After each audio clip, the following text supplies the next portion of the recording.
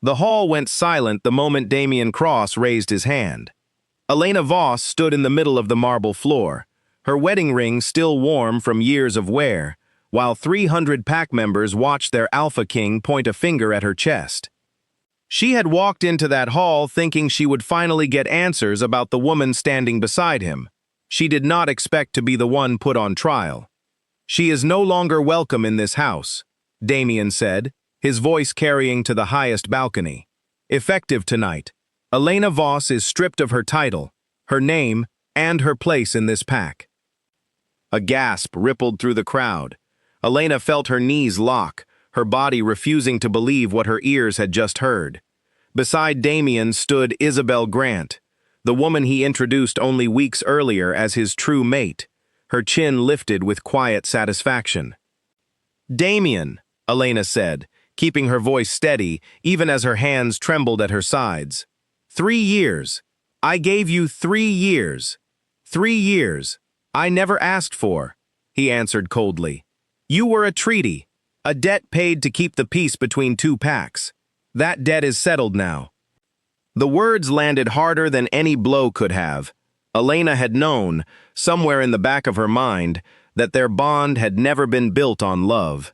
But hearing him say it out loud, in front of everyone who had once called her their queen, stripped away the last piece of dignity she had left. "You will leave the Packlands by sunrise," Damien continued, not even looking at her now.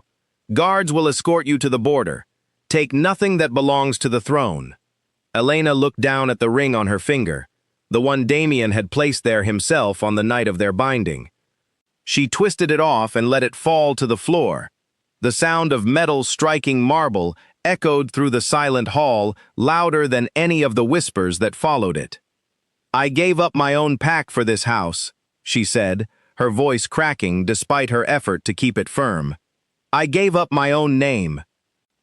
"Then it seems," Damien said, "you have nothing left to lose." Isabel's lips curved into the smallest smile, and that small cruelty was the last thing Elena saw before she turned and walked out of the hall, her spine straight even as everything inside her collapsed. The guards did not wait for sunrise. They marched her out that same night, torches lighting the long stone path toward the eastern border, past gardens she had once tended with her own hands, past windows of rooms she had once called home. Nobody said a word to her. Nobody dared. To speak to a discarded mate, even in kindness, was to invite the Alpha King's anger onto yourself. At the border, the guards stopped and gestured toward the dark tree line beyond pack territory. "This is as far as we go," one of them said, refusing to meet her eyes. "Beyond here, you're on your own." Elena stepped past the boundary stones without looking back. She had heard stories about what lay beyond Packlands, about wolves who lived without the protection of any alpha, about the dangers that came with having no pack to call your own. But none of that frightened her as much as the emptiness spreading through her chest. She walked until the torches behind her became small points of light, then walked further still until they disappeared completely. The forest swallowed her in darkness, and for the first time in years, Elena Voss had no one telling her where to go. She did not cry. She told herself she would not give Damien the satisfaction, even though he was miles away and could not see her. Instead, she kept walking, one foot after the other, letting the rhythm of her steps replace the thoughts screaming in her head. By the time the sun rose, she had reached a small town at the edge of a valley she did not recognize. Her boots were caked in mud, her fine dress torn at the hem, and her stomach ached with hunger. She had no money, no pack, and no name that meant anything outside the walls she had just been thrown from. An old woman sweeping the front step of a bakery paused when she saw Elena approaching.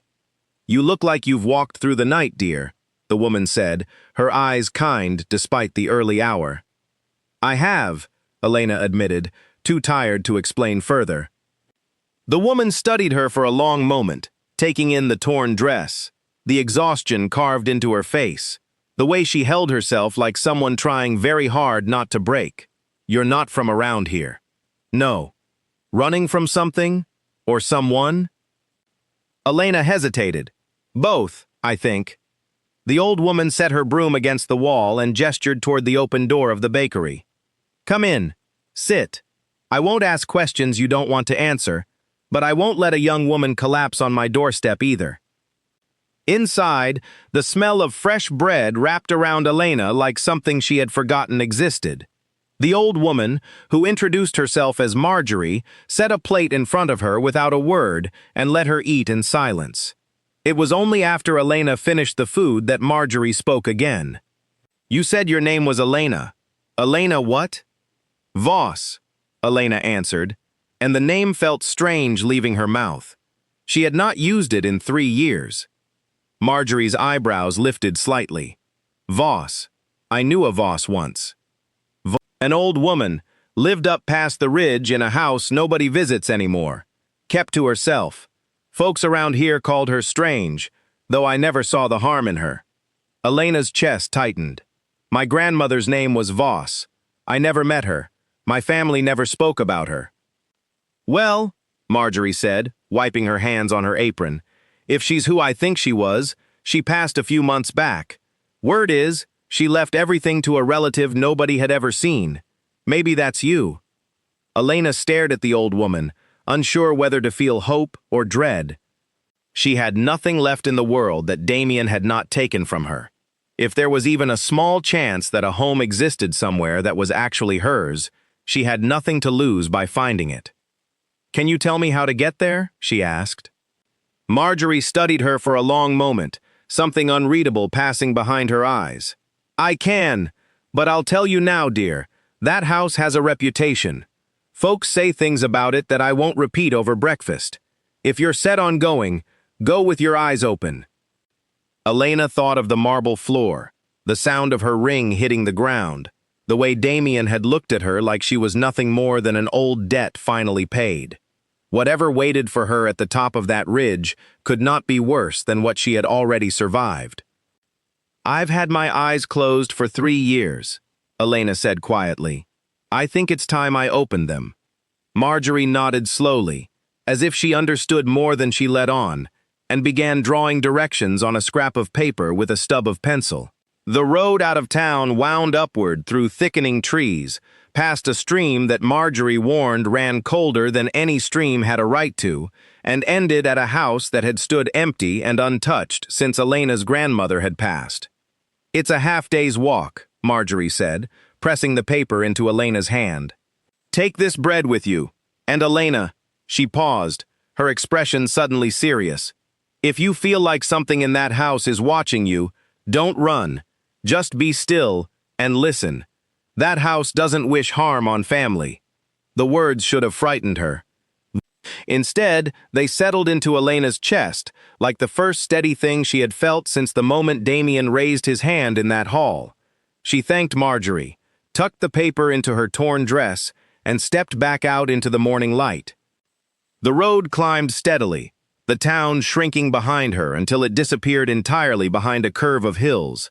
Elena walked without any pack at her back, without any guards, without any title to protect her, and for the first time in longer than she could remember, the absence of all those things did not feel like loss.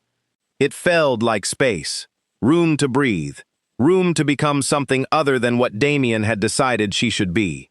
By midday, the trees around her had grown taller and older, their branches forming a canopy that blocked most of the light.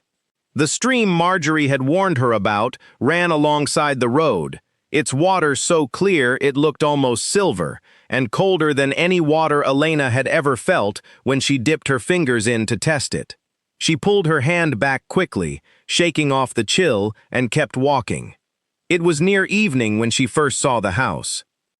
It sat at the top of the ridge exactly where Marjorie's directions had promised, a tall structure of dark stone with ivy climbing halfway up its walls. Something about it looked older than it should have, as if it had been standing there long before the town below it existed. Windows lined the front in uneven rows, some of them dark, some catching the last light of the setting sun in a way that made them look almost alive. Elena stood at the bottom of the path leading up to the front door, her heart pounding harder than the long walk alone could explain. She thought of Marjorie's warning, about the house watching, about staying still instead of running. She thought of Damien's voice telling her she had nothing left to lose. She took a breath and started up the path. The front door was unlocked, as though it had been waiting for her. Elena pushed it open slowly, the hinges groaning with a sound that seemed to echo far longer than it should have inside the entryway. Dust covered every surface she could see, thick layers of it undisturbed for months. But beneath the dust, the house did not feel abandoned. It felt paused, like a held breath, waiting for the right moment to release. "Hello," she called out, feeling foolish, even as the word left her mouth. No one answered, of course. No one lived here anymore. She stepped inside and closed the door behind her, sealing herself into the quiet dark. Somewhere deep in the house, she heard the faint creak of old wood settling, and for a brief moment, the air around her seemed to shift, as if something had noticed her arrival and was deciding what to make of it. Elena stood very still, remembering Marjorie's words. She did not run. She stayed exactly where she was, listening to the silence of a house that did not feel empty, in a life that no longer looked anything like the one Damien had taken from her. Whatever waited for her within these walls, she told herself, she would face it standing up, because standing up was the only thing she had left. Elena did not sleep that first night, not properly. She sat wrapped in an old blanket she found folded neatly on a chair near the entrance, listening to every creak and groan the house made as it settled around her. By the time morning light finally broke through the dusty windows, she had convinced herself that the strange feeling of being watched was nothing more than exhaustion playing tricks on her mind. She rose stiffly and began to explore the house properly for the first time. The front hall opened into a sitting room with furniture draped in white sheets, and beyond that, a kitchen with shelves still stocked with jars of preserved fruit, as though someone had expected to return and finish eating them. Elena ran her fingers along the edge of a wooden table, feeling the smooth grain worn down by years of use. This had been a home once, filled with a life she knew nothing about. She found a narrow staircase near the back of the house and climbed it slowly, testing each step before putting her full weight down. At the top, a hallway stretched in both directions, doors lining either side. Most of them opened into ordinary rooms, bedrooms with simple furniture, a study with empty shelves, a washroom with a cracked mirror. But one door, at the very end of the hallway, was locked. Elena tried the handle twice, then pressed her palm flat against the wood, feeling a strange warmth beneath her fingers that had no business being there in an unheated, empty house in early autumn. She stepped back, unsettled, and told herself she would deal with the locked door later. Downstairs again, she searched the kitchen for anything resembling a key, opening drawers filled with old letters, faded photographs, and worn kitchen tools. In the very back of a drawer near the pantry, she found a small brass key tied with a faded ribbon, tucked beneath a stack of yellowed papers. She turned the key over in her fingers, feeling that same strange warmth she had felt through the locked door upstairs. Something about the metal seemed to hum faintly against her skin, though she told herself that was impossible. Elena climbed the stairs again, key in hand, and stood in front of the locked door at the end of the hallway. Her fingers trembled slightly as she fit the key into the lock. It turned smoothly, as though it had been waiting years for exactly this moment. The door swung open onto a room unlike anything else in the house.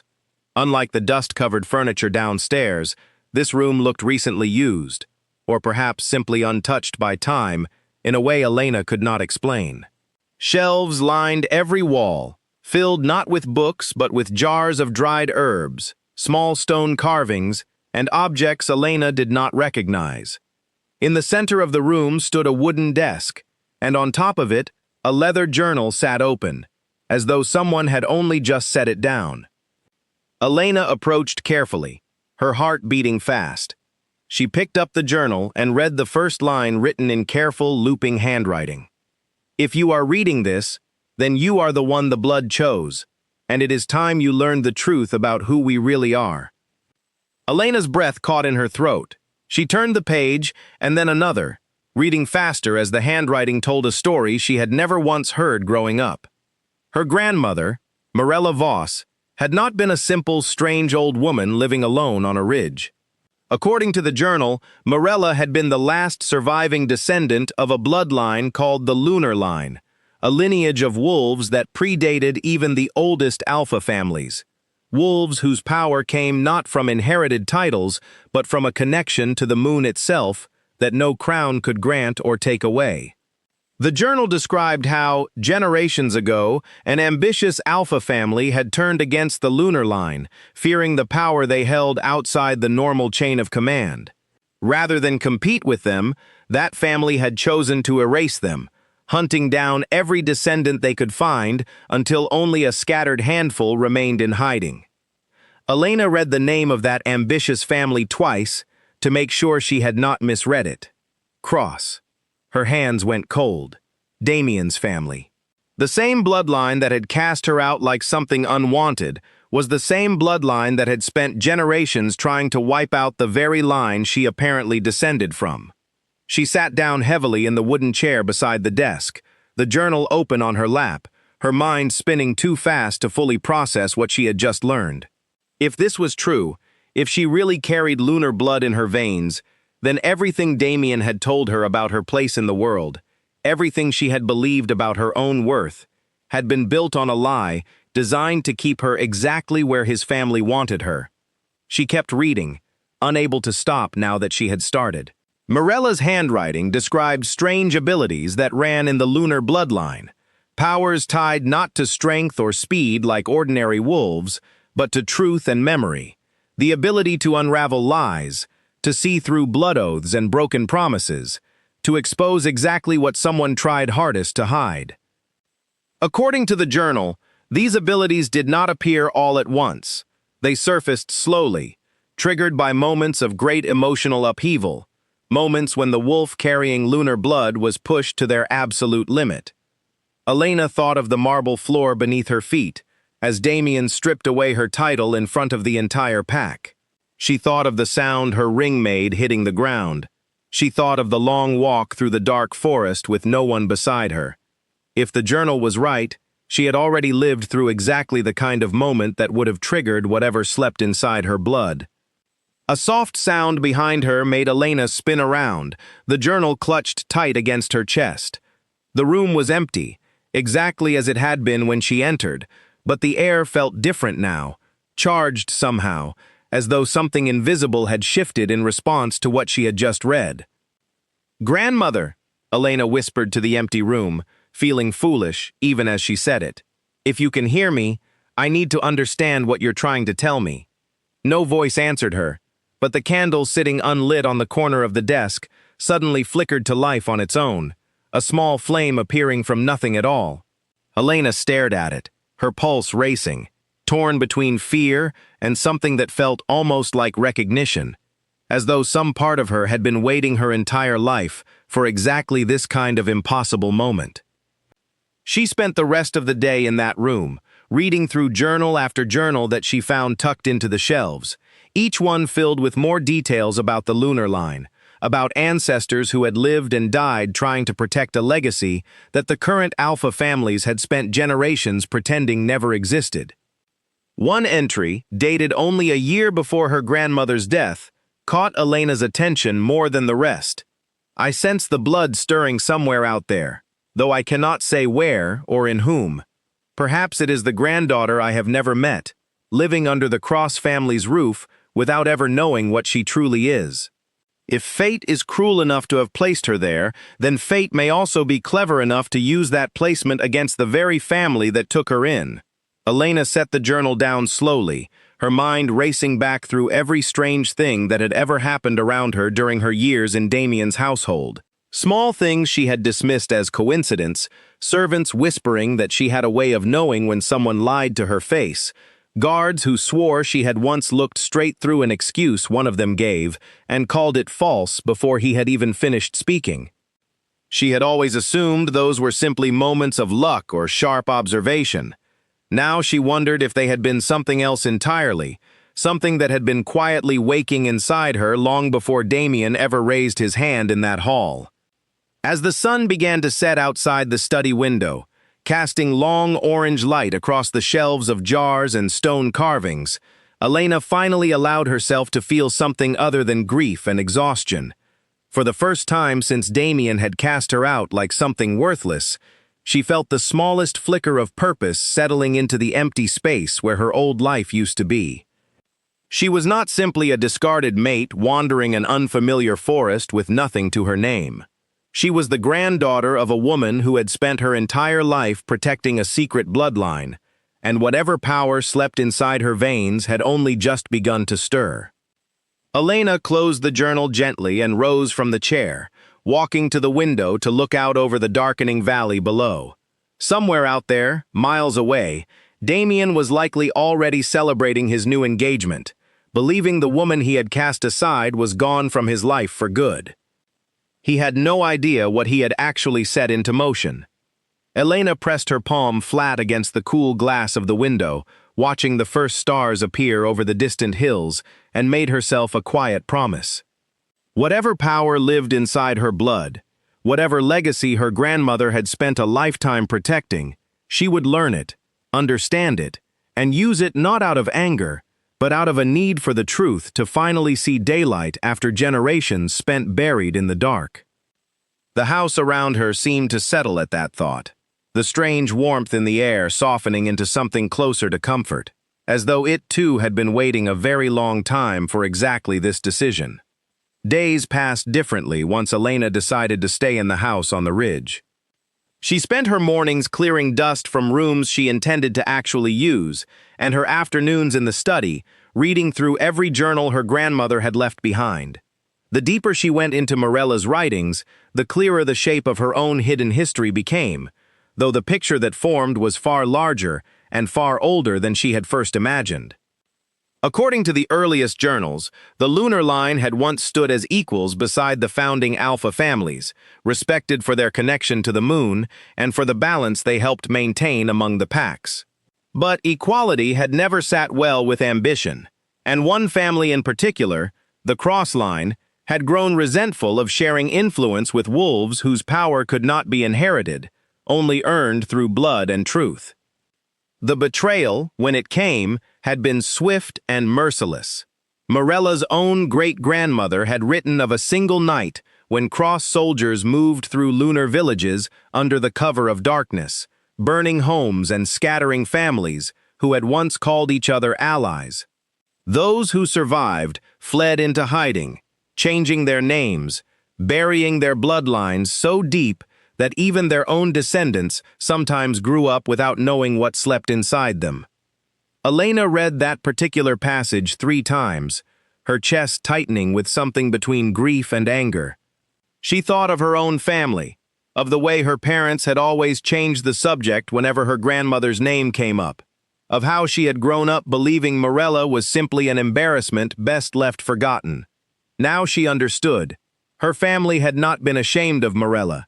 They had been afraid, carrying generations of inherited fear passed down from ancestors who had watched their homes burn. On the 4th day, Elena discovered something that changed the quiet rhythm of her research entirely. She had been moving a stack of old boxes in the study, searching for anything she might have missed, when her hand brushed against a small wooden box tucked behind a shelf. Inside, wrapped in cloth soft with age, she found a pendant carved from pale stone, shaped like a crescent moon split down the middle. The moment her fingers closed around it, the world around her seemed to tilt. Images flooded her mind, fast and disorienting, scenes that did not belong to her own memory. She saw a village she had never visited, wolves running between burning buildings, a woman with Morella's same sharp eyes standing at the edge of a forest with the same crescent pendant clutched in her fist, whispering words Elena could not quite catch. Elena gasped and dropped the pendant onto the desk, stumbling back until her shoulders hit the bookshelf behind her. Her heart pounded so hard she could feel it in her throat, and for a long moment she simply stood there, breathing hard, trying to understand what had just happened. She approached the desk again slowly, staring down at the pendant as though it might strike out at her. When nothing happened, she reached out and picked it up again, more carefully this time, bracing herself for another wave of visions. Instead, this time, she felt only warmth and a faint sense of recognition, as though the pendant itself knew exactly whose hand now held it. She spent the rest of the afternoon experimenting cautiously, holding the pendant while reading passages from the journals, trying to understand the connection between the object and the visions it had shown her. By evening, she had learned that the pendant responded most strongly to moments of deep emotional truth, growing warm whenever she read a passage that resonated with something true in her own blood, and staying cool and quiet whenever she read something that felt disconnected or false. It was, she began to realize, a kind of key, though not one that unlocked doors. It unlocked truth. That night, unable to sleep, Elena sat by the study window with the pendant resting against her palm, watching moonlight spill silver across the valley below. She thought about Damien, about the countless times over the past 3 years she had caught him in small lies, moments where his words did not quite match the flicker behind his eyes. She had always dismissed those flickers, telling herself she was imagining things, that a proper mate did not question her alpha's word. Now she wondered how many of those flickers had actually been her own dormant power trying to tell her the truth, long before she had any idea what that power even was. A soft knock at the front door startled her from her thoughts. Elena froze, the pendant still clutched in her palm. No one knew she was staying here. No one in the valley below had any reason to visit a house that had sat empty for months. She rose slowly and made her way down the stairs, her bare feet silent against the old wooden floor, her heart hammering with a mixture of caution and something close to hope. She opened the door to find Marjorie standing on the front step, a woven basket balanced against her hip, and an expression that mixed curiosity with genuine concern. "I wanted to see if you were still in one piece," Marjorie said, stepping past Elena into the front hall without waiting for an invitation. "It's been 4 days. Folks in town were starting to place wagers on whether you'd come running back down that road by now." Despite everything, Elena felt the corner of her mouth lift into something close to a smile. "I'm still here." Marjorie studied her carefully, her sharp eyes taking in the changes that Elena had not even noticed in herself, the straighter set of her shoulders, the steadier look in her eyes. "You look different than you did 4 days ago." "I feel different," Elena admitted. Marjorie set the basket down on the small table near the entrance and pulled back the cloth covering it, revealing bread, cheese, and a jar of preserved berries. "Figured you could use some proper food. That pantry's been sitting untouched for months, and I doubt anything in it is fit to eat anymore." "Thank you," Elena said, meaning it more deeply than the simple words could express. In the space of a single week, this stranger had shown her more genuine kindness than most of the pack members she had lived alongside for 3 years. Marjorie glanced past Elena toward the staircase, her expression turning thoughtful. "You found something up there, didn't you? I can see it in your face. Morella's things." Elena hesitated, unsure how much to share, but something about Marjorie's steady, unbothered manner made her decide to trust the older woman, at least partially. "I found journals. Things about my grandmother that my own family never told me." Marjorie nodded slowly, as though this confirmed something she had already suspected. "Morella used to come into town sometimes, years back, before she stopped leaving the house altogether. She never talked much about her past, but there was always something about her that made people careful around her. Not scared, exactly. Careful, like they knew, without knowing how they knew, that she carried something important." "Did you know what she was?" Elena asked quietly. Marjorie's eyes met hers, steady and unflinching. "I know what I saw. I saw a woman who could tell when someone lied to her before they'd even finished the sentence. I saw storms roll in over this ridge on nights when Morella seemed upset about something, clear skies everywhere else in the valley. I never asked questions, because some things aren't mine to ask about, but I always figured whatever she was, It wasn't something the world outside this valley would understand easily. Elena thought of the pendant still resting in her palm, warm now against her skin. I think I might be like her. Marjorie did not look surprised. If anything, her expression softened into something almost like relief. I thought you might be. The moment I saw you walking into my bakery half dead on your feet, but still standing straighter than most folks manage on their best day. Morella used to walk the same way. The two women sat together at the kitchen table as evening deepened outside, Elena finally allowing herself to speak more openly about everything she had learned over the past 4 days. Marjorie listened without interrupting, nodding occasionally, her expression shifting from curiosity to something more serious as Elena described the lunar line, the betrayal by the Cross family generations ago, and the strange power she suspected was slowly waking inside her own blood. And this Alpha King, Marjorie said carefully once Elena finished, the one who cast you out, he's from that same Cross family? His full name is Damien Cross, Elena confirmed. The very family that hunted down my ancestors is the same family that made me its queen for 3 years, then discarded me the moment someone more convenient came along. Marjorie let out a low breath, shaking her head slowly.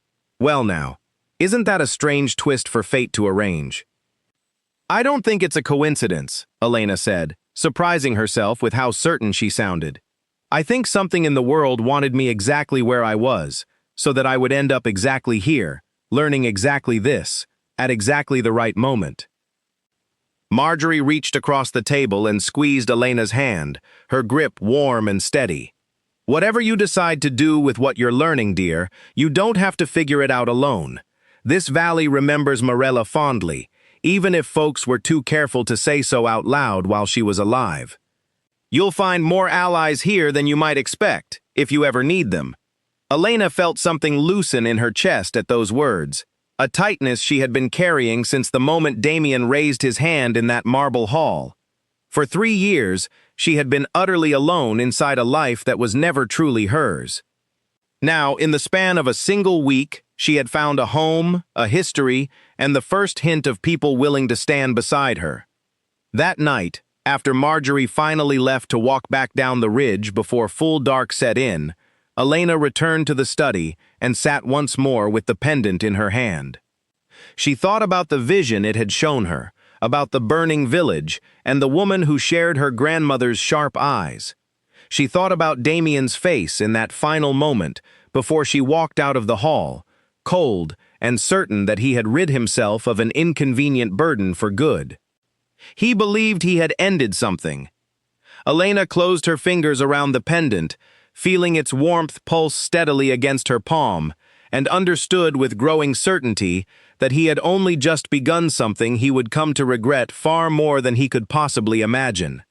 2 weeks into her stay at the house on the ridge, Elena woke before dawn to the sound of her own name being whispered somewhere deep within the walls. She sat up in bed, heart racing, certain for a moment that Marjorie had returned early. But the house around her remained still, the only sound the faint creak of old wood settling in the cold morning air. Elena rose anyway, pulling a shawl around her shoulders, and made her way down the hallway toward the study, drawn by an instinct she could not quite explain. The pendant sat where she had left it on the desk the night before, and as she approached, it began to glow faintly, a soft silver light pulsing in rhythm with her own heartbeat. Elena stopped in the doorway, staring at it, her breath catching in her throat. "What do you want from me?" she whispered to the empty room. The glow intensified, and for a brief moment, Elena felt something shift inside her chest. A warmth spreading outward from her heart into her limbs, settling finally in her hands. She looked down at her fingers and saw, for just a heartbeat, a faint silver light tracing beneath her skin before it faded away completely. She stumbled back against the doorframe, breathing hard, trying to process what she had just witnessed. It was one thing to read about the lunar line in old journals, to hear Marjorie's stories about her grandmother's strange abilities. It was an entirely different thing to feel that power stirring inside her own body for the first time. Elena spent the rest of the morning testing what she could, cautiously and carefully, unsure of her own limits. She discovered that when she held the pendant and focused on a memory, particularly one involving something Damien had told her during their years together, she could feel a strange sensation, almost like a hum beneath her skin, that grew stronger whenever the memory involved something false. She thought back to the early days of their bond, to a night when Damien had promised her that their marriage, however forced by treaty, would eventually grow into something real between them. At the time, she had wanted desperately to believe him. Now, holding the pendant and recalling his exact words, she felt the hum inside her spike sharply, an unmistakable signal that even then he had never meant what he said. The realization did not surprise her as much as she expected it to. Some part of her had always known. By midday, exhausted from the effort of testing her newfound abilities, Elena sat down at the kitchen table with a cup of tea Marjorie had left during her last visit and allowed herself to think seriously, for the first time, about what she actually wanted to do with everything she had learned. She could stay here, in this house, quietly building a life away from Damien and the pack that had cast her out. She could let her power exist only for herself, a private comfort in a life otherwise stripped of everything she once had. Nobody would fault her for choosing peace over confrontation. But every time she considered that path, she thought of the burning village in her vision, of the countless lunar descendants scattered and hidden across generations, forced to bury who they truly were out of fear. She thought of her own parents, silent and afraid whenever Morella's name came up, carrying that fear without even understanding where it came from. If she hid now, if she chose quiet peace over the truth, she would simply be continuing a pattern of silence that had lasted for generations.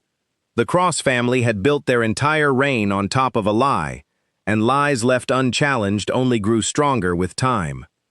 Elena set down her tea, the decision settling into her chest with a certainty that surprised her. She was not going to hide. Over the following days, she threw herself into learning everything the journals could teach her. She discovered that the lunar bloodline's power extended beyond simply detecting lies. According to one particularly detailed journal, written by an ancestor several generations removed from Morella, those with strong enough lunar blood could, under the right circumstances, unravel blood oaths entirely, the ancient magical bonds that Alpha families use to secure loyalty, alliances, and claims to territory. If that was true, then somewhere buried in the treaty that had bound Elena to Damien in the first place, existed a foundation she might be able to expose, or even dismantle, using nothing more than the truth itself as her weapon. She spent an entire evening reading through the specific language used in traditional Alpha-binding treaties, comparing it against fragments of the original agreement she remembered from her own binding to Damien 3 years earlier. The treaty had been drafted quickly, in the tense weeks following a border conflict between her birth pack and the Cross territory, meant to secure peace through her marriage to the young Alpha heir. Elena remembered enough of the ceremony to recall certain phrases, promises exchanged in front of witnesses that were meant to bind both packs to specific terms. If Damien had broken those terms by discarding her the way he had, publicly and without proper cause recognized under pack law, then the treaty itself might already be compromised in ways his own advisors had not yet realized. The thought sent a fresh jolt of purpose through her. This was not simply about revenge, though she would be lying to herself if she claimed no part of her wanted to see Damien face consequences for how he had treated her. This was about something larger, about correcting a wrong that had been allowed to stand for far too long, both for her own sake and for the sake of every hidden lunar descendant who had spent generations afraid to claim their own history. Late one evening, as she sat surrounded by open journals and scattered notes, Elena heard the front door creak open downstairs. She froze, the pendant instinctively warming in her palm, until Marjorie's familiar voice called up the stairs. "It's just me, dear. Thought I'd check in before the weather turns." Elena met her in the front hall, and Marjorie took one look at her face before setting down the basket she carried.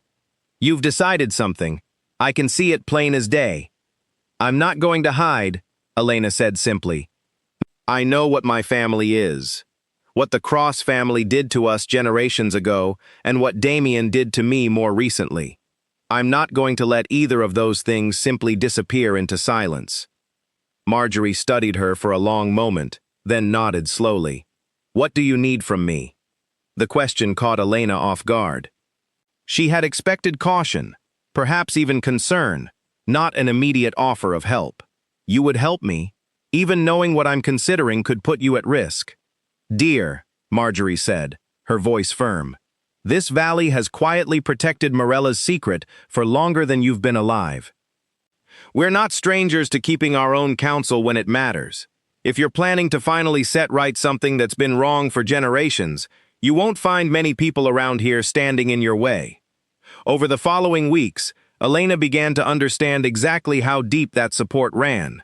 Marjorie introduced her, carefully and quietly, to others in the valley who had known Morella, wolves and humans alike, who had lived alongside her grandmother without ever fully understanding what she was, but who had sensed enough to offer quiet loyalty rather than fear.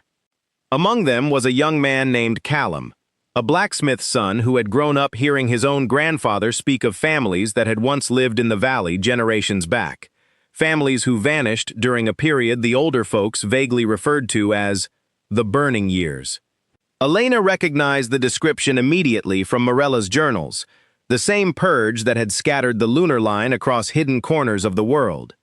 "My grandfather always said those families weren't just driven out," Callum told her one afternoon, as they sat together near the old stream that ran past the ridge. "He said some of them settled quietly in valleys just like this one, keeping their heads down, waiting for a day when it might be safe to stop hiding." "Do you think that day has come?" Elena asked. Callum considered the question seriously before answering. "I think it comes when someone decides it does and stops waiting for permission." His words stayed with her long after their conversation ended. She had spent 3 years waiting for Damien's permission to simply exist as herself within his household. She had spent her entire life, if she was honest, waiting for someone else to decide what she was worth. That ended the moment her ring hit the marble floor of that hall. As autumn deepened around the valley, Elena's understanding of her own power grew steadily alongside her network of quiet allies. She learned to hold the pendant without needing to consciously focus, the truth-sensing hum beneath her skin becoming almost second nature. She practiced, carefully and privately, testing small blood oaths that Marjorie and Callum described from old family traditions, learning how threads of magical binding felt beneath her awareness, how they could be traced back to their original terms and examined for weaknesses. One evening, working late into the night with a journal open before her, Elena finally found what she had been searching for. Buried in the details of traditional alpha binding law, in a passage Morella had underlined so many times the ink had nearly worn through the page, was a specific provision that governed treaties formed under duress or coercion, exactly the circumstances under which Elena's own marriage to Damien had been arranged. According to the old law, if an alpha publicly and without proper cause discarded a mate who had been bound to him under a treaty formed to resolve conflict between packs, the discarded mate retained the right to formally challenge the treaty's terms before the full alpha court, with the power to expose any deception or coercion involved in the original binding. Elena read the passage 3 times to make sure she understood it correctly, her hands trembling slightly against the old pages.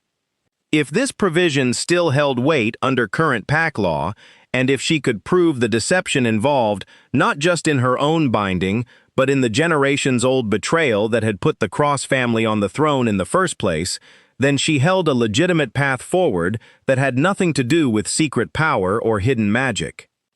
She held a legal weapon, buried in the very laws Damien's family had used for centuries to secure their own authority.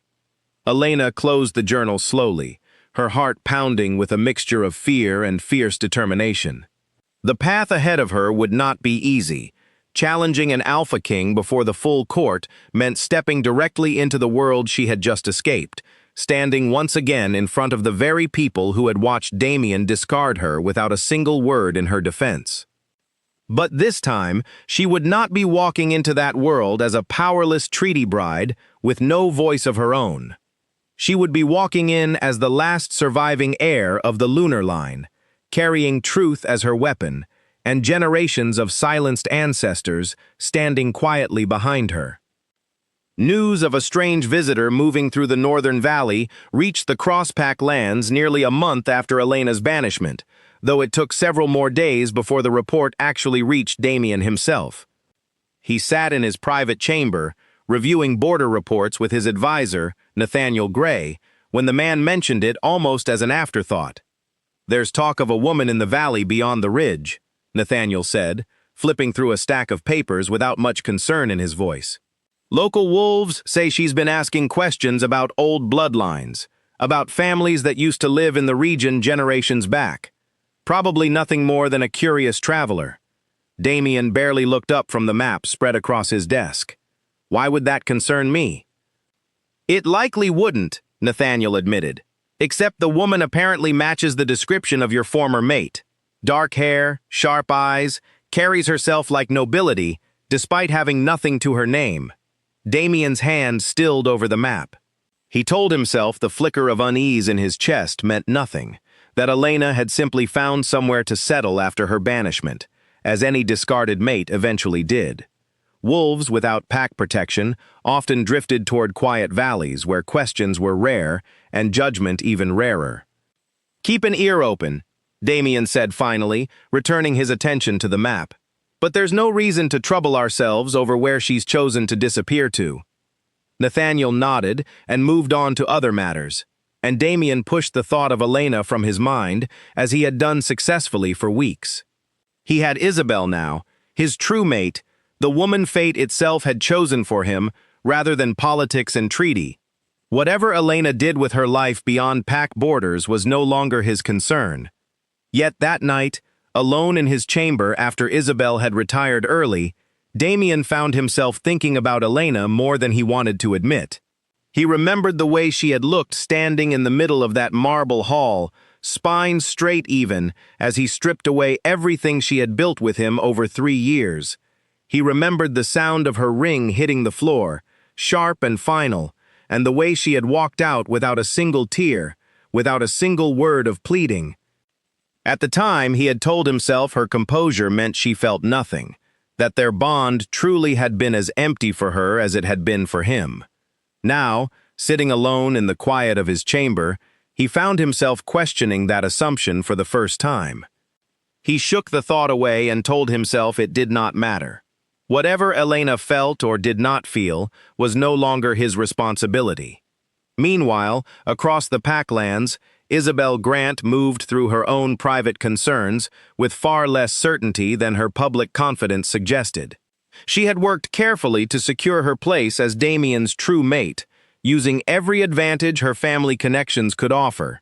But privately, she carried secrets of her own that she had no intention of letting anyone, especially Damien, ever discover. Isabel's family had not simply been chosen at random to produce the Alpha King's true mate. They had spent generations quietly cultivating influence within the pack court, positioning themselves carefully for exactly this outcome. The claim that Isabel was Damien's true fated mate, discovered purely through the natural mate bond recognized by wolves across generations, was not entirely as spontaneous as the pack believed. Isabel's own grandmother had been deeply involved in old pack politics, a woman rumored, in certain private circles, to have dabbled in forbidden practices meant to influence and manipulate natural mate bonds. Isabel herself did not fully understand the details of what her family had arranged decades ago, only that her destiny to become Damien's true mate had been carefully engineered rather than left to simple fate. She kept this knowledge buried deep, telling herself it did not matter how her bond with Damien had come to be, only that it existed now and secured her position as future queen of the Crosspack. But some nights, lying awake beside a man who looked at her with genuine devotion he had never once shown Elena, Isabel felt a flicker of guilt she quickly smothered beneath ambition. If Damien ever discovered the truth about how their bond had actually formed, everything she had worked to build would collapse instantly. Back in the Northern Valley, Elena remained unaware of exactly how close her name had come to reaching Damien's ears, though she suspected word would eventually travel regardless of how carefully she and her small circle of allies tried to keep her activities quiet.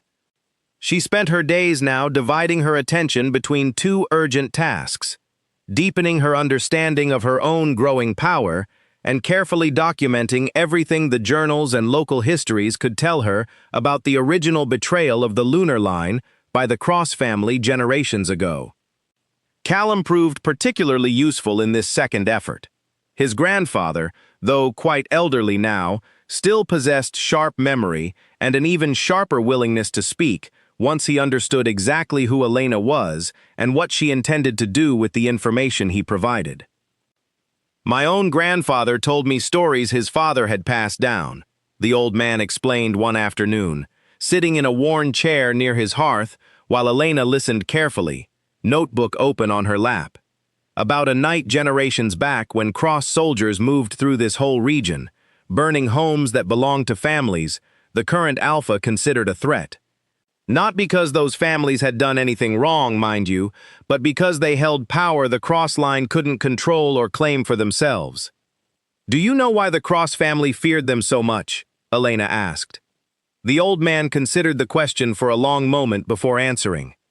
"Power that can't be inherited is dangerous to men who built their entire authority on inheritance.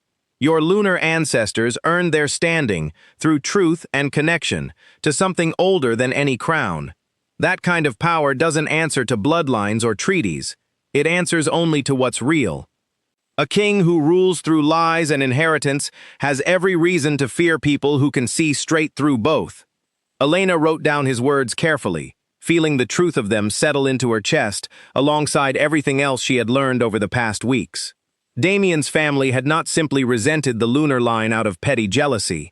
They had feared losing control over a system built almost entirely on maintaining illusions, on convincing Pax that inherited power was the only legitimate kind, that questioning an Alpha's word amounted to questioning the natural order itself. Elena's very existence, awakened and aware of her own bloodline, represented a direct threat to that entire foundation.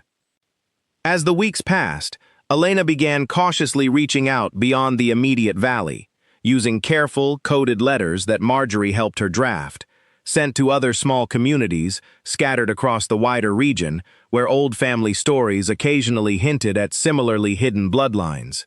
She did not reveal her full identity in these letters, not yet, but she asked careful questions, testing the waters to see how many others might exist who carried the same buried history she had only recently discovered in herself. The responses that trickled back over the following month surprised her with both their number and their caution. Families in 3 separate valleys responded with careful, guarded interest, admitting to old stories passed down about ancestors who had fled violence generations ago, about strange abilities that occasionally surfaced in their own bloodlines that nobody fully understood or dared speak openly about. None of them yet knew Elena's true identity as the discarded mate of the very Alpha King whose family had once hunted their ancestors. She kept that detail carefully hidden for now, wanting to build trust and genuine connection before revealing information that might frighten away potential allies still trained by generations of inherited fear to avoid drawing attention to themselves. One evening, as autumn began sliding toward the first cold edges of winter, Elena sat with Marjorie and Callum around the kitchen table in the Ridge House, reviewing the growing collection of letters and notes that now filled an entire drawer of the study desk. "You're building something real here," Marjorie observed, studying the careful web of connections Elena had mapped out across a large sheet of paper. Not just knowledge about the past, but actual people, actual allies, scattered across the region who might stand with you when the time comes. "If the time comes," Elena corrected, though even as she said it, she felt the growing certainty inside her that some form of confrontation with Damien and his family was becoming less a matter of if and more a matter of when. Callum leaned forward, tapping the paper thoughtfully. "You said the old provision you found allows a discarded mate to challenge a treaty before the full Alpha Court. What exactly would that require? Elena had spent considerable time researching exactly that question. According to the journals, I would need to formally present myself before the court, provide evidence of both the deception involved in my original binding and any broader pattern of coercion or dishonesty tied to the treaty. Given what I now understand about the Lunar Line's history with the Cross family, I believe I can build a case that goes far beyond my own personal grievance. That sounds dangerous, Marjorie said carefully. Walking back into that world, standing in front of the very people who watched him discard you without a single objection. It is dangerous, Elena agreed. But staying silent is dangerous too, just in a slower, quieter way. Silence is exactly what let the Cross family bury the truth about my ancestors for generations. I won't continue that pattern simply because confronting it frightens me. The three of them sat together late into the night, refining plans, discussing exactly what evidence Elena would need to gather and exactly how she might approach the delicate process of formally requesting an audience before the Alpha Court without immediately alerting Damien to the true scope of what she intended. By the time Marjorie and Callum finally left for the evening, Elena sat alone in the study once more, the pendant warm in her palm as she reviewed the growing plan taking shape before her. Outside, the first frost of the season traced delicate patterns across the study window, and somewhere far beyond the ridge, in a pack hall built on generations of buried lies, Damien Cross remained entirely unaware of exactly how much his discarded mate had already learned, and exactly how little time remained before the truth he had spent his entire reign avoiding finally came looking for him. The letter arrived at the Cross Pack Hall on a cold morning in early winter, carried by a courier who claimed no knowledge of who had sent him beyond a generous payment and strict instructions to place it directly into the Alpha King's hands. Damien broke the wax seal with mild curiosity, expecting perhaps a routine matter from a neighboring pack or a request from a distant relative seeking favor. Instead, the formal, precise handwriting inside made his stomach tighten before he had even finished the first line.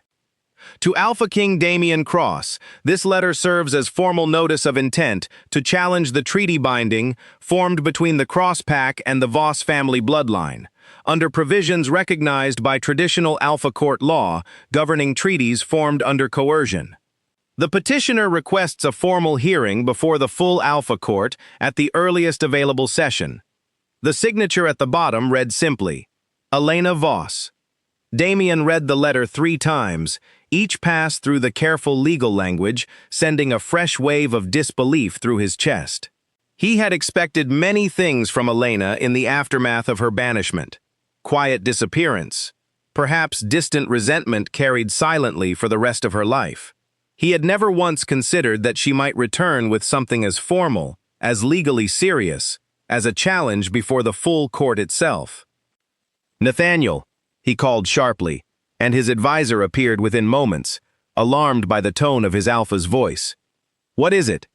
Damien thrust the letter toward him without a word. Nathaniel read it quickly, his expression shifting from confusion to genuine concern as he reached the end. This is unusual, Nathaniel said carefully. I wasn't aware such provisions still held any real weight. Most Alphas consider that particular section of old court law essentially symbolic at this point, given how rarely it's ever invoked.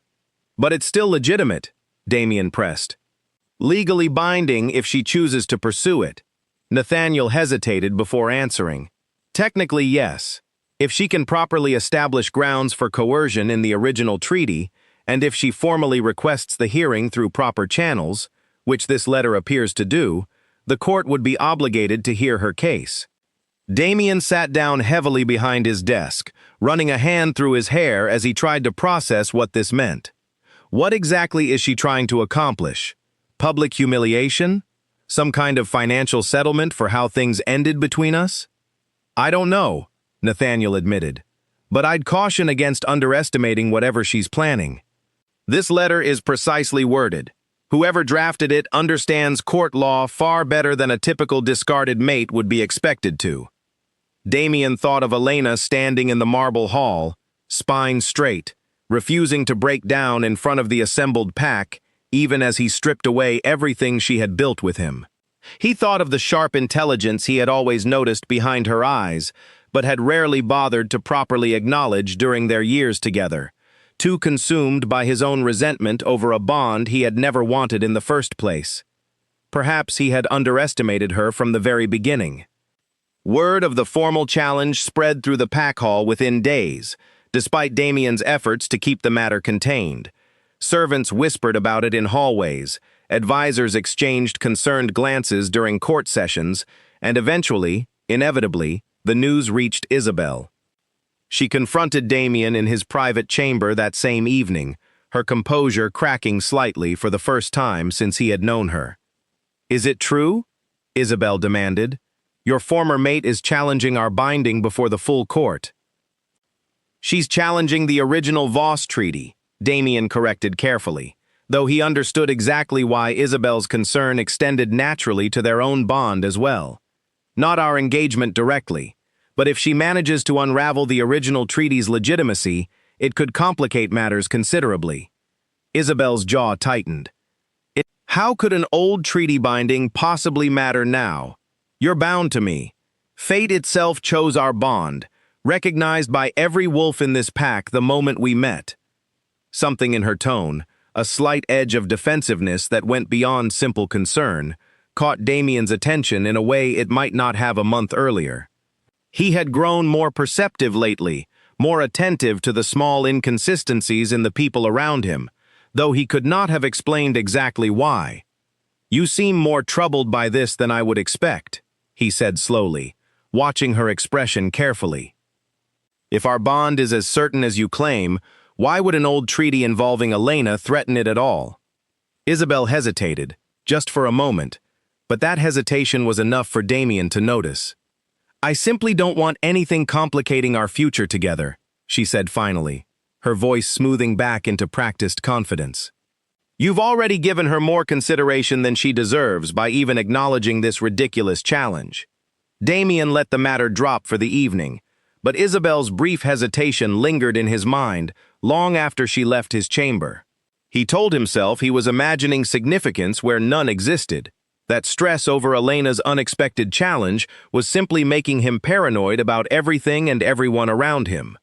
Yet, as the days passed, that small flicker of doubt about Isabel refused to fully disappear. Meanwhile, in the Northern Valley, Elena received formal confirmation that her request had been accepted. The full Alpha Court would convene in 6 weeks' time, allowing both sides adequate opportunity to prepare their respective cases. Elena read the confirmation letter with a mixture of triumph and rising anxiety, understanding now that the plan she had been carefully building over the past months had officially moved beyond quiet preparation into something that could no longer be undone. 6 weeks, Marjorie said, reading over Elena's shoulder as the letter arrived. "That's not much time to prepare a case strong enough to challenge generations of cross-family authority." "It will have to be enough," Elena said, though her own confidence wavered slightly as the reality of the timeline settled in. Over the following weeks, Elena worked with a focus and determination that left little room for rest. She organized every journal entry, every piece of corroborating testimony from Callum's grandfather, and the growing network of letters from other hidden lunar descendants, into a careful, methodical case that she hoped would withstand the scrutiny of a court, built to favor established Alpha authority above nearly everything else. She also continued deepening her understanding of her own abilities, practicing with the pendant late into the night, learning to sense not just individual lies but broader patterns of deception woven into larger agreements and promises. If she hoped to successfully challenge the original Voss Treaty before the court, she would need to demonstrate clearly and convincingly exactly how coercion and dishonesty had shaped its original formation. One evening, while reviewing the specific language of traditional Alpha binding ceremonies with Callum's grandfather, Elena discovered a detail that sent a fresh jolt of certainty through her entire plan. "There's a ceremonial phrase," the old man explained, tracing his weathered finger along a passage in one of the older journals, spoken by the Alpha during the formal binding, meant to affirm that the union is entered willingly by both parties, free from coercion or deception.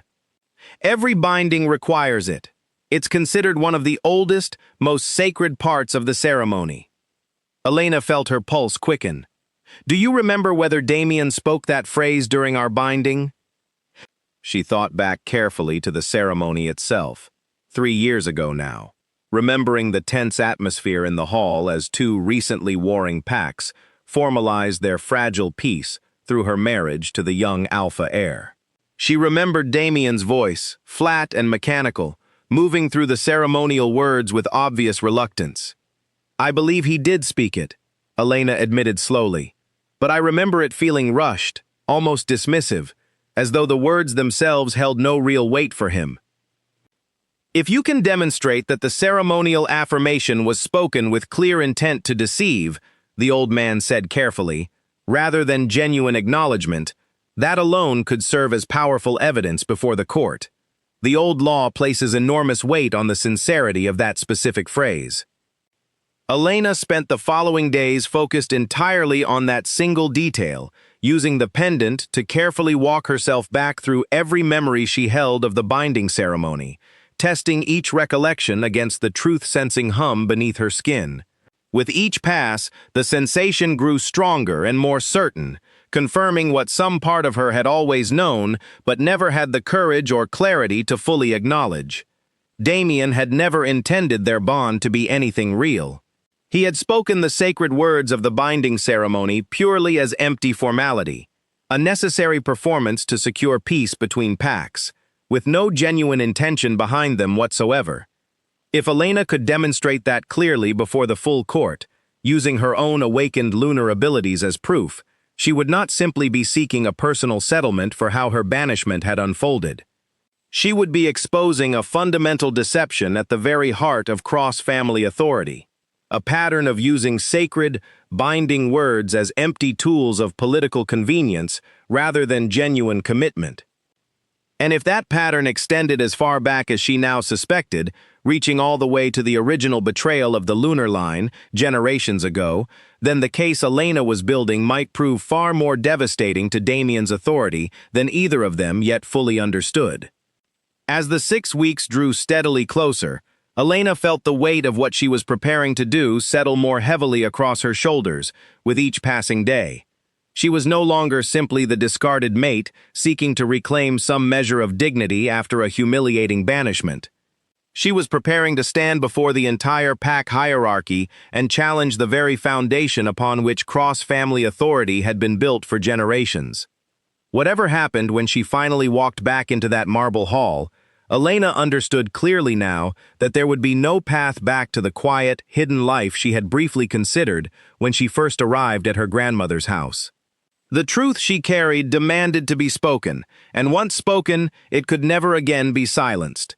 Isabel Grant had not slept properly since the letter from Elena arrived at the pack hall. She told herself repeatedly that the challenge concerned only the old Voss Treaty, that whatever Elena hoped to accomplish had nothing to do with her own carefully constructed bond with Damien. But the fear gnawing at her chest refused to fully quiet, and as the weeks passed and preparations for the court hearing intensified throughout the pack hall, that fear only grew sharper. She sought out her grandmother, Constance Grant, who lived in a modest cottage on the edge of pack territory, officially retired from court politics, but unofficially still deeply connected to the network of influence her family had spent decades building. Isabel arrived unannounced, her composure barely holding together as she stepped through the cottage door. "Grandmother, I need to speak with you about the mate bond," Isabel said without preamble, closing the door firmly behind her. Constance looked up from the fire she had been tending, her sharp eyes immediately reading the anxiety written plainly across her granddaughter's face. "This is about the Voss girl's challenge, I presume." "She's questioning the legitimacy of the original treaty," Isabel said, pacing in front of the small hearth. "What if her challenge somehow draws attention to how our own bond came to be? What if someone starts asking too many questions?" Constance set down her poker and studied Isabel with the careful patience of someone who had navigated far more delicate situations over the course of her long life. The mate bond between you and Damien was formed years ago, quietly, through methods our family has used successfully for generations. There is no reason for the Voss girls' challenge, focused as it is on an entirely separate treaty, to expose anything about our own arrangement. But what if it does? Isabel pressed, her voice rising with barely controlled panic. What if this challenge opens doors nobody intended, and questions start being asked about exactly how convenient it was that Damien's true mate happened to appear at precisely the right political moment? Constance's expression hardened slightly. Then you will need to ensure Damien's attention remains firmly focused on the Voss girls' challenge, and nowhere near questioning the nature of your own bond. Distraction, my dear, has always been the most reliable tool available to us. Isabel left her grandmother's cottage with little genuine reassurance, the anxious knot in her chest tightening rather than easing. She understood clearly now that her family's carefully engineered plan, the one that had secured her position as Damien's supposed true mate, remained far more fragile than she had ever allowed herself to fully acknowledge. If Elena's challenge somehow led to closer scrutiny of how mate bonds were traditionally verified and confirmed within cross-pack law, the entire foundation of Isabel's relationship with Damien could collapse just as suddenly as it had been built. Back at the pack hall, Damien found himself increasingly consumed by preparations for the upcoming court hearing, though his advisors struggled to determine exactly what strategy would best protect cross-family interests against a challenge whose full scope remained frustratingly unclear. We still don't fully understand what evidence she intends to present, Nathaniel admitted during one particularly tense strategy session. Her formal request mentions coercion in the original treaty, but nothing in her letter hints at the specific grounds she plans to argue. Perhaps she has nothing substantial, suggested another advisor, an older wolf named Edmund, who had served the Cross family for decades. Perhaps this is simply an attempt to salvage some dignity or financial compensation after her banishment, dressed up in formal legal language to seem more threatening than it actually is. Damien wanted to believe that explanation, but something in his memory kept pulling him back toward doubt. He remembered small moments from their years together that he had never fully examined, times when Elena seemed to know things she should not have known, times when servants whispered about her uncanny ability to sense dishonesty in ways that made even hardened court advisors uncomfortable. At the time, he had dismissed these observations as simple superstition or coincidence. Now, faced with a formal legal challenge whose precise details remained frustratingly hidden, he found himself reconsidering those old memories with fresh, uneasy attention. "Send someone to investigate," Damien said finally, cutting through the ongoing debate among his advisors. Quietly, "I want to know exactly what she's been doing since her banishment, where she settled, who she's been in contact with, and what evidence she might realistically be preparing to bring before the court." Nathaniel nodded and moved to arrange the investigation, though privately he harbored his own growing unease about how this entire situation might unfold. He had served the Cross family long enough to remember old stories, half-forgotten warnings passed down through generations of advisors, about a bloodline the family had once gone to great lengths to erase from history. He had always considered those stories exaggerated relics of an older, more paranoid era.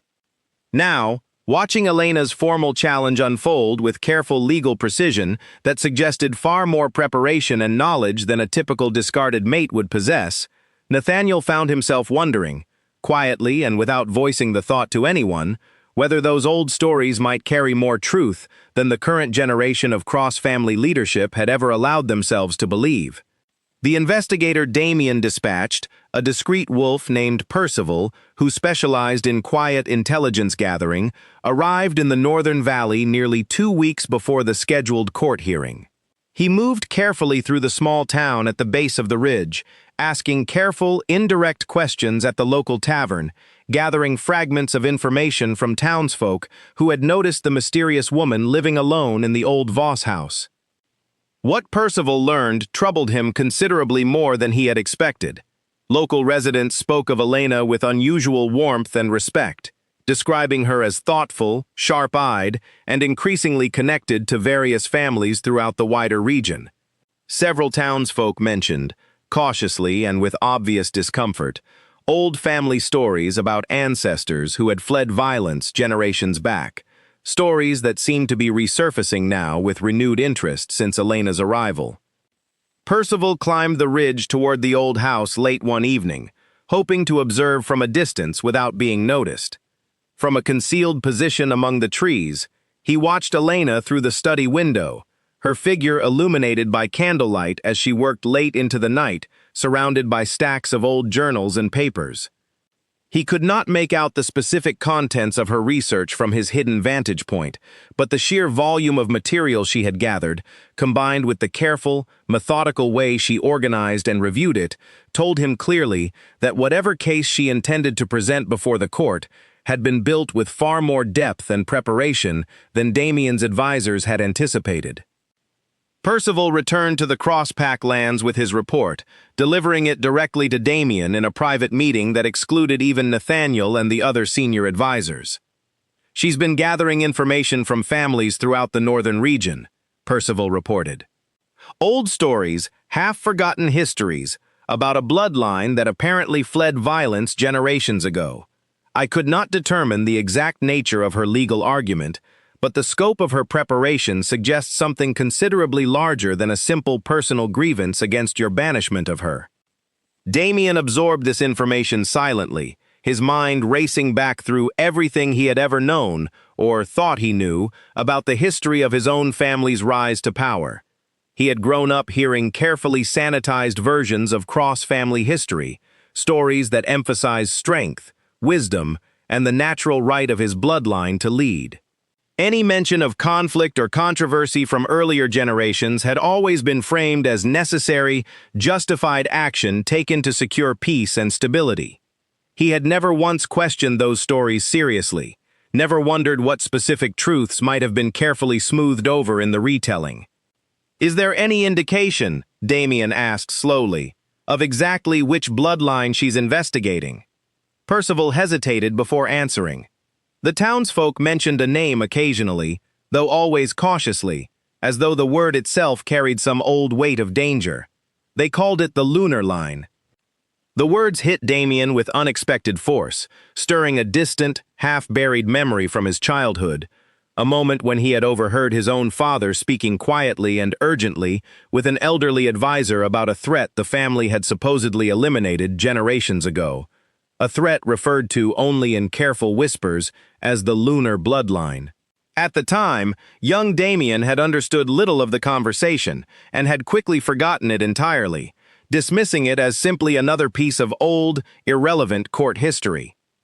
Now, sitting in his private chamber with Percival's report fresh in his ears, that forgotten memory returned with startling clarity, along with a growing, uncomfortable certainty that whatever Elena intended to present before the full court in the coming days involved far more than a simple personal grievance over her banishment. It involved a truth his own family had spent generations trying desperately to bury, a truth that was now, against every expectation he might have once held, walking directly back toward his door. With less than 2 weeks remaining before the court hearing, Elena's small circle of quiet supporters had grown into something far larger and more organized than she had originally anticipated. Word of her intended challenge, though carefully guarded in its specific details, had spread quietly through the network of hidden lunar descendants she had spent months carefully reaching out to. Families from 3 separate valleys sent representatives to meet with her, drawn by a mixture of curiosity, cautious hope, and generations of buried longing for exactly this kind of moment. Elena stood in the largest room of her grandmother's house, now cleared of dust, and furnished simply enough to accommodate the growing number of visitors who arrived throughout the week to meet her in person. She recognized the weight of what was happening even as it unfolded, understanding that she was no longer simply an individual seeking personal justice, but had become, almost without fully realizing it, a symbol around which an entire scattered community was beginning to gather. "You understand," said an older woman named Priscilla, who had traveled 2 days from a distant valley to meet Elena in person, "that many of us have spent our entire lives being told to stay quiet, to never draw attention to whatever strangeness ran through our blood. My own mother warned me constantly about the dangers of standing out, of ever letting an alpha family notice what we truly were." "I understand," Elena said gently. "My own family did the same thing, though I didn't know why until very recently." Priscilla studied her carefully. "And yet here you are, preparing to stand directly in front of the very alpha court our families have spent generations avoiding. Because staying quiet hasn't protected us," Elena said, meeting the older woman's gaze steadily. "It's simply allowed the lie to continue unchallenged. I don't expect everyone to feel ready to stand alongside me openly, but I needed you to know the truth exists, documented and preserved, regardless of what happens when I walk into that court hall." Over the following days, as more representatives arrived and departed, Elena refined her understanding of exactly how widespread the scattered lunar bloodline truly remained, hidden across generations in small pockets throughout the wider region. Most families, understandably, remained cautious about openly declaring their heritage, unwilling to risk the kind of exposure that history had taught them could prove dangerous. But a smaller number, energized by Elena's courage and the careful documentation she had assembled, offered to travel with her to the court hearing itself, willing to stand as witnesses if needed, lending whatever quiet support they could to a case they had never expected anyone to actually bring before the full Alpha Court. Callum, whose own family connection to the old Valley stories had deepened into genuine personal investment in Elena's cause, offered to accompany her as well, along with Marjorie, who insisted firmly that she would not let Elena walk into that hall without at least one familiar face standing beside her.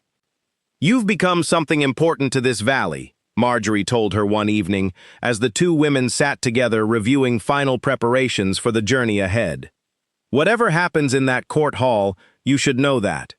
Elena felt a lump form in her throat at the sincerity in Marjorie's voice. "I never expected any of this when I walked into your bakery 3 months ago, half-starved and completely lost." "Sometimes," Marjorie said with a small, knowing smile, "the worst moments in our lives turn out to be doorways to something we never would have found otherwise."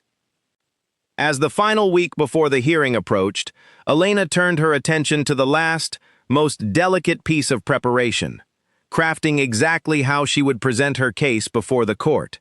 She understood clearly that walking into that marble hall and simply accusing Damien of deception, however true, would accomplish little without concrete, undeniable evidence that even the most skeptical court advisors could not easily dismiss.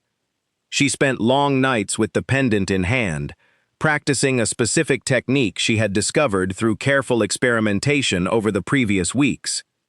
By holding the pendant while directly confronting someone about a specific claim, she found she could sometimes trigger a visible response, not merely an internal sensation only she could feel, but an outward manifestation, a faint shimmer in the air around a person actively speaking a lie, visible briefly to anyone watching closely. If she could successfully demonstrate this ability before the full court, directly confronting Damien about the sincerity of his original binding vows, she would not simply be asking the court to trust her word against his. She would be offering visible, undeniable proof that even the most stubborn defenders of cross-family authority could not easily wave away. The technique required enormous concentration and emotional control, and Elena practiced relentlessly, testing it first with Marjorie and Callum, asking them to alternate between true and false statements while she attempted to trigger the visible response using the pendant. By the end of the week, she had grown confident enough in her control of the ability to trust it would hold steady even under the intense pressure of a formal court hearing. 3 days before their planned departure for the Crosspack lands, a final letter arrived at the Ridge House, delivered by the same careful courier system Elena had used throughout her preparations. This letter came not from a distant Valley family, but from someone within the Crosspack lands themselves, someone who had apparently heard whispers of Elena's growing challenge and wished to offer assistance from within enemy territory. The letter was unsigned, but its contents proved immediately significant. I have served the Cross family for many years and have long harbored quiet doubts about certain aspects of our history that have never been fully explained to lower court members. I cannot openly declare my support for your challenge without risking severe consequences, but I can tell you this. The current Alpha King's advisor, Nathaniel Gray, privately expressed concerns to another advisor regarding old family stories about a bloodline, referred to as the Lunar Line, stories he clearly believes carry more truth than official Cross family history has ever acknowledged. If you seek any crack in the court's unified defense, that uncertainty may prove useful. Elena read the letter several times, turning the information over carefully in her mind. If even Damien's own senior advisor harbored private doubts about the official narrative surrounding the Lunar Line's disappearance generations ago, then the foundation Damien's authority rested upon might be considerably less stable than either of them had previously assumed. She shared the letter with Marjorie and Callum that evening, and the three of them discussed carefully how this new piece of information might factor into her strategy before the court. It suggests, Callum observed thoughtfully, that not everyone within the Cross Pack fully believes the official story their own family has told for generations. Which means, Elena added, that when I present my evidence, I may find more sympathetic ears among the court than Damien expects, even among those officially loyal to his authority. That night, as final preparations for the journey solidified around her, Elena climbed to the small window of her bedroom and looked out over the darkened valley one final time before beginning the journey that would take her back into the very world that had cast her out months earlier. She thought of the woman who had walked out of that marble hall, discarded and broken, believing she had lost absolutely everything. That woman no longer existed. In her place stood someone who understood exactly who she was, who carried not just her own personal grievance, but the weight of generations of silenced truth, finally ready to be spoken aloud. Whatever awaited her in the court hall in the coming days, Elena understood clearly now that she was not walking in alone, not truly, regardless of how few familiar faces might physically stand beside her. She carried her grandmother's legacy, the quiet courage of every hidden lunar descendant who had trusted her with their carefully guarded stories, and a truth powerful enough to shake the very foundation of Cross family authority. Damien Cross had cast her away, believing he was ridding himself of an inconvenient burden.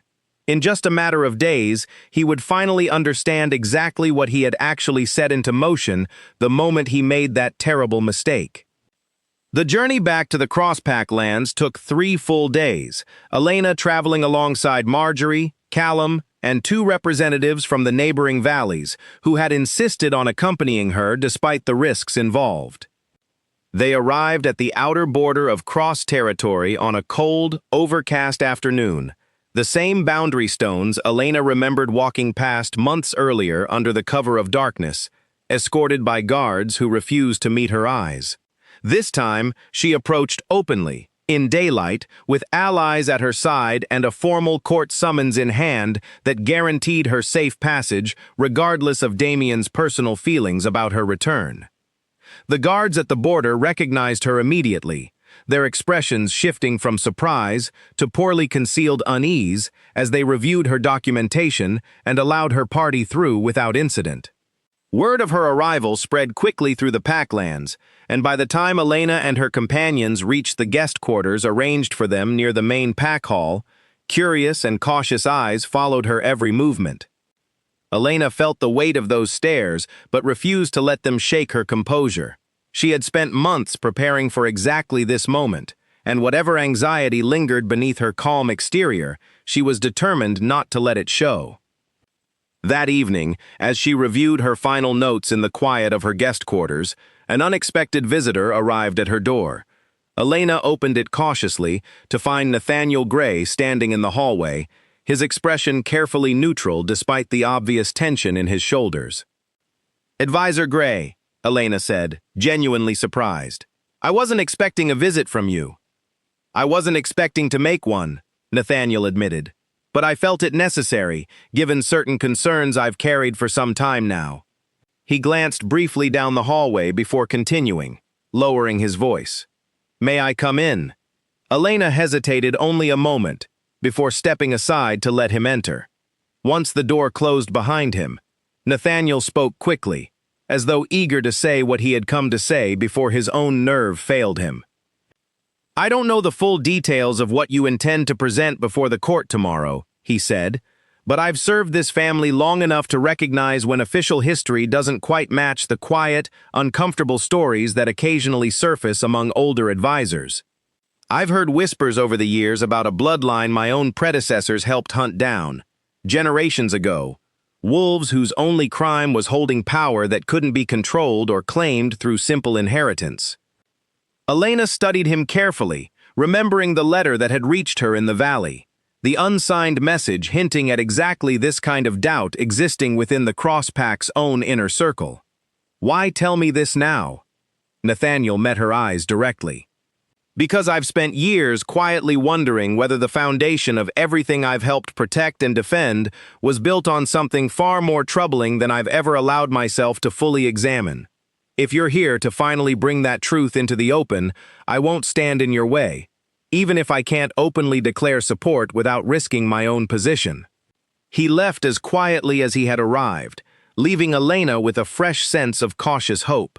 If even Damien's own trusted advisor harbored doubts significant enough to seek her out privately the night before the hearing, then perhaps the court itself would prove more receptive to the truth than she had initially feared. The morning of the hearing arrived cold and clear, sunlight cutting sharply across the pack hall's marble floor as Elena walked through the same entrance she had once walked out of in humiliation months earlier. This time, she walked in with her spine straight, her small group of allies close behind her, and the pendant resting warm against her chest beneath her simple, dignified dress. The hall had been arranged for formal court proceedings, rows of seating filled with pack members and visiting representatives from neighboring territories, all drawn by curiosity about exactly what this unusual challenge might reveal. At the front of the hall, on a raised platform, sat the full Council of Elders who presided over formal court hearings, ancient wolves whose authority even Damien himself was bound to respect during official proceedings. Damien sat in a position of prominence near the platform, Isabel beside him, her expression carefully composed despite the obvious tension radiating from her posture. Damien's eyes found Elena's the moment she entered the hall, and for a brief, charged moment, neither of them looked away. She saw something flicker behind his gaze that she had not expected, not quite guilt, but something closer to genuine uncertainty, as though the confident Alpha King who had cast her aside so easily months earlier was no longer entirely certain of the ground beneath his own feet.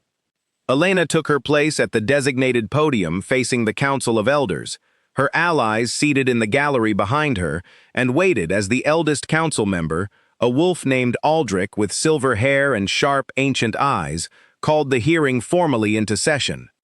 Elena Voss, Aldrich said, his voice carrying easily through the silent hall, you have formally requested this hearing to challenge the legitimacy of the treaty binding formed between yourself and Alpha King Damien Cross. The court recognizes your right to present evidence supporting this challenge. You may begin. Elena took a steadying breath, feeling the weight of every eye in the hall settling on her, and began speaking, her voice clear and unwavering despite the pounding of her own heart. 3 years ago, I was bound to Alpha King Damien Cross through a treaty formed to resolve conflict between our two packs. During the formal binding ceremony, sacred vows were spoken affirming that our union was entered willingly, free from coercion or deception, as required by traditional Alpha Court law. She paused, letting her words settle over the silent hall.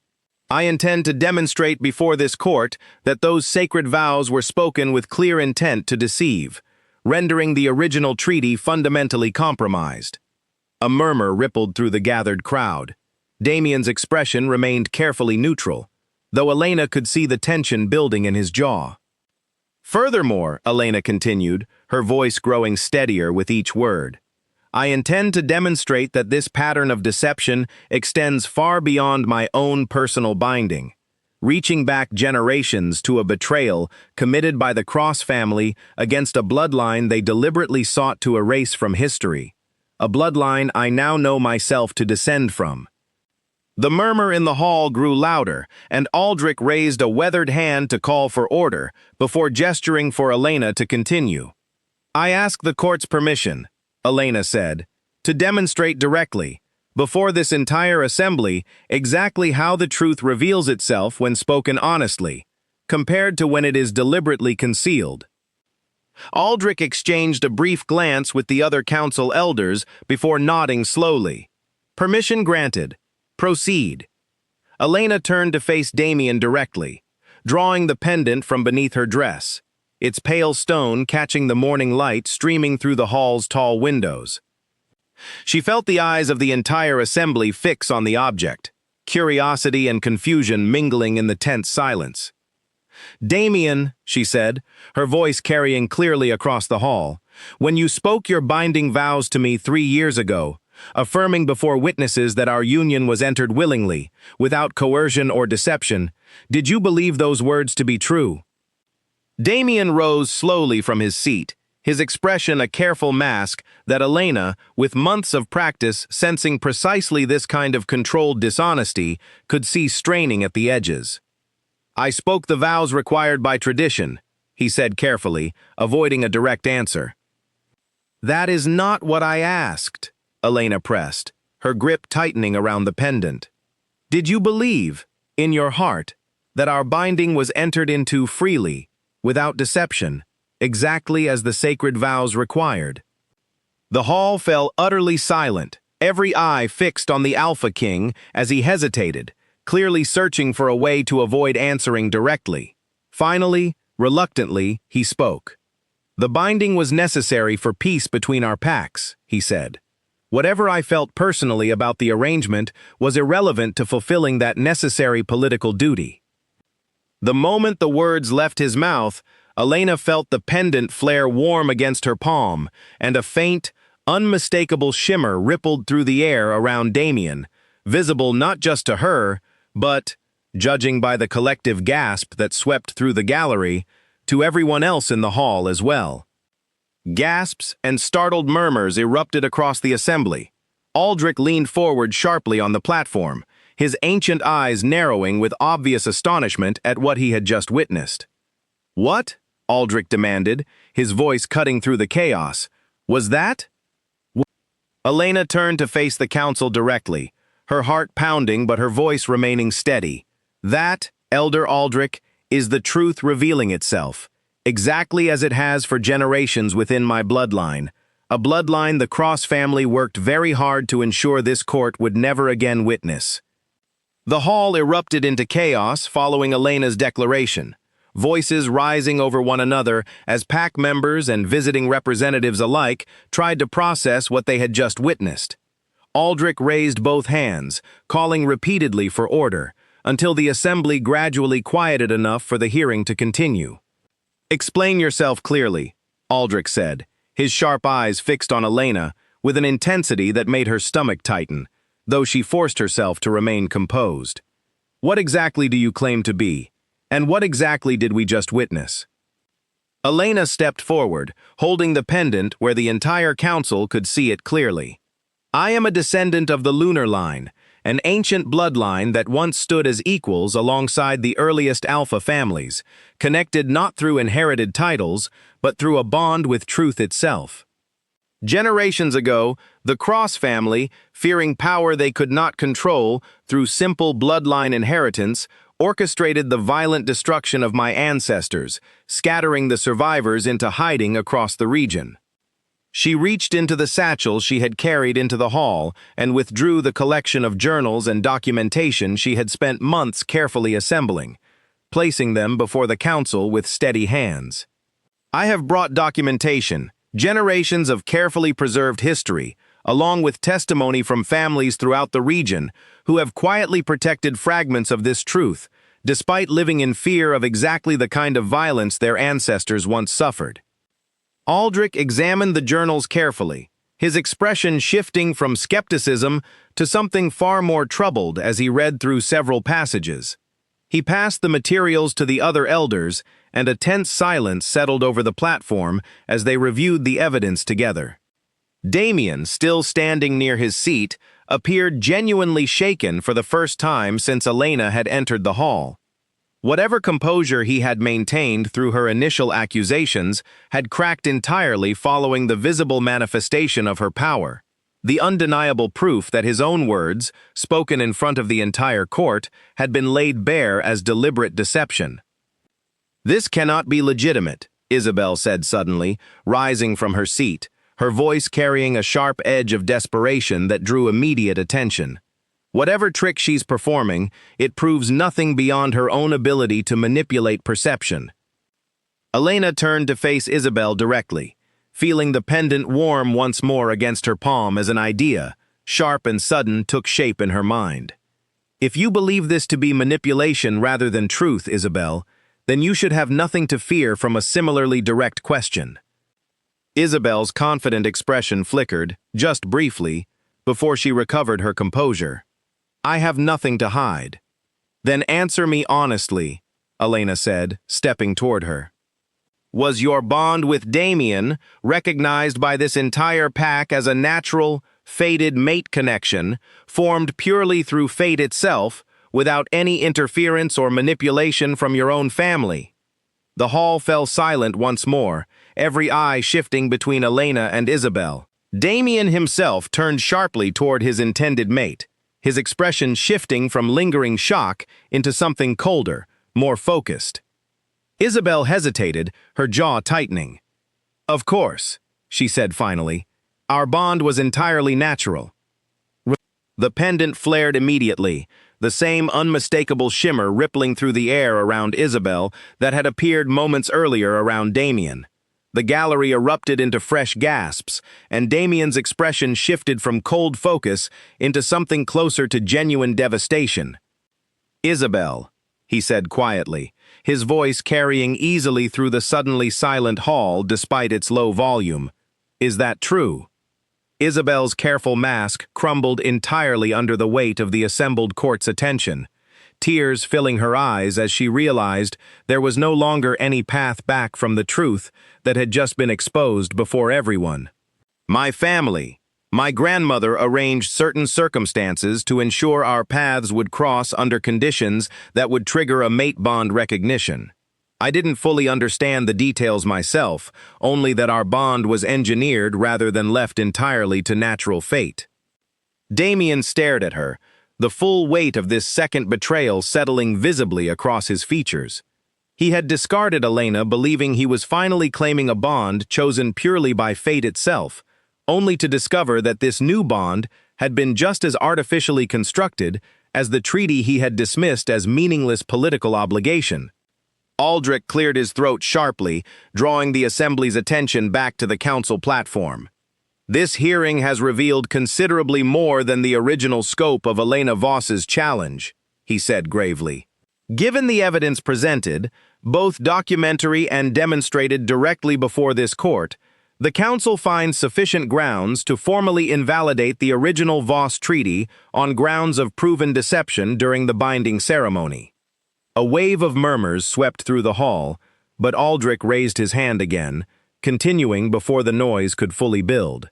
"Furthermore, given the serious historical claims presented regarding the Cross family's actions against the Lunar Line generations ago, this council orders a full formal investigation into these claims, with Elena Voss granted official standing to present further evidence and testimony as this investigation proceeds." Damien remained standing near his seat, seemingly unable to fully process the rapid collapse of everything he had believed certain just hours earlier. His treaty with Elena now formally invalidated. His engagement to Isabel revealed as another carefully engineered deception rather than genuine fate. And now, an official court investigation into his own family's darkest historical secrets, secrets he had never even known existed until Elena's challenge forced them into the light. "This is absurd," Damien said finally, though his voice carried far less conviction than it once might have. "You cannot simply overturn generations of established cross-family authority based on old journals and a parlor trick with some ancient pendant." Elena turned to face him directly, feeling a calm certainty settle over her that surprised even herself. "I'm not asking this court to overturn your authority, Damien. I'm asking this court to finally examine the truth your family has spent generations working very hard to bury. What happens next depends entirely on what that truth actually reveals." Aldrich nodded slowly in agreement. "The court will reconvene in 1 month's time to review the findings of this investigation. Until then, Alpha King Damien Cross retains his position, though under formal council scrutiny given the serious nature of these unresolved allegations." Hunt went. The hearing concluded shortly after, the assembled crowd slowly filing out of the hall, whispered conversations filling the space that had, just hours earlier, held tense, expectant silence. Elena remained near the podium, gathering her documentation carefully, when Damien approached her, his expression a complicated mixture of anger, confusion, and something she had never seen from him before, something close to genuine humility. "You could have simply challenged the treaty," he said quietly, once they stood close enough that only she could hear him clearly. "You didn't need to expose Isabel's deception as well." "I didn't plan that specifically," Elena admitted honestly. "But I couldn't stand silently while she accused me of trickery, knowing the pendant would reveal exactly the same deception in her own words that it revealed in yours." Damien studied her for a long moment, something shifting behind his eyes that looked almost like reluctant respect. "3 years, and I never once truly understood who you were." "No," Elena agreed simply. "You didn't. But that was as much your choice as it was circumstance. You never took the time to look closely enough to find out." She left him standing there in the emptying hall, walking out through the same tall doors she had once walked through in humiliation, this time with her allies close behind her, and her spine held straight, not out of forced pride, but out of genuine, hard-earned certainty. Over the following month, as the council's formal investigation unfolded, the full scope of the Cross family's historical betrayal against the lunar line came into clear, undeniable focus, corroborated by Elena's careful documentation, testimony from families throughout the region, and even reluctant admissions from older Cross family records that had been quietly buried for generations rather than destroyed entirely. When the court reconvened, the findings proved severe enough that the council formally stripped Damien of his position as Alpha King, citing both the historical betrayal his family had perpetrated and his own personal pattern of deception revealed through the invalidated treaty and his engagement to Isabel. Leadership of the Cross Pack passed instead to a distant cousin with no direct involvement in either scandal, tasked with overseeing a long, careful process of reconciliation with the scattered lunar descendants whose ancestors had suffered generations of hidden violence and displacement. Elena did not seek the throne for herself, understanding clearly that true justice meant something far more meaningful than simply replacing one form of inherited power with another. Instead, she returned to the Ridge House that had become her true home, continuing the careful work of reconnecting scattered lunar families, helping them step, cautiously and at their own pace, out of generations of inherited fear and into a future where their true heritage no longer needed to remain hidden.